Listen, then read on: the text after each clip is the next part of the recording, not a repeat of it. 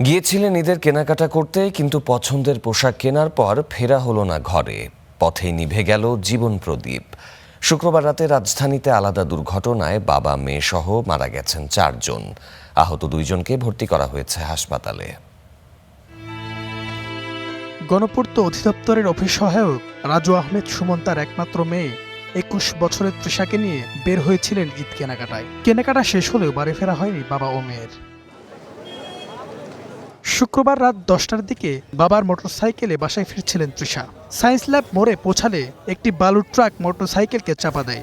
ঘটনাস্থলে মৃত্যু হয় সুমনের। স্থানীয়রা তৃষাকে ঢাকা মেডিকেল কলেজ হাসপাতালে নিলে চিকিৎসক তাকে মৃত ঘোষণা করে। ভাই যখন স্পট ডেট তখন আমরা এই পারি জানানো, তো আমরা দৌড়ে আয়োজন আমরা ভাই স্পট ডেট একের মগজ টগজ বেরিয়ে গেছে গা।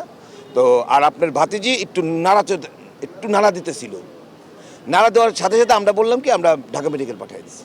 দুঃখটা শুধু এখানেই ভাই, ঢাকা মেডিকেল একটা ঢাকার স্পট, নিউ মার্কেট প্রচণ্ড জ্যাম, এর মধ্যে এই ঘটনাটা ঘটে ফেললো। হোন্ডা কিন্তু কিছু হয় না জানেন, হেলমেটটা টোটালি ভেঙে ওর এদিক দিয়ে ঢুকে গেছে এবং হেলমেটের ভিতরে আমি বলতে পারতেছি না ভাই আর। তাই এলো ইনোভার, যেন আপনি লাইফে থাকেন রেডি প্রতিদিন। Innova, designed for now. এদিকে রাজধানীর তেজগাঁওয়ে হারুনুর রশিদ সানি ঈদের কেনাকাটা শেষে পরিবার নিয়ে সিএনজিতে বাসায় ফিরছিলেন, কিন্তু 7 রাস্তার মোড়ে সিএনজি চালিত অটোরিকশা ইউটার্ন নেওয়ার সময় আইল্যান্ডে সজোরে ধাক্কা খায়।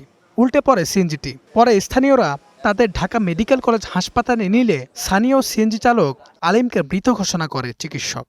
বের হইছে কেনাকাটার জন্য, ওয়াইফ এবং ছোট বোন আর যিনি মারা গেছে ওনা।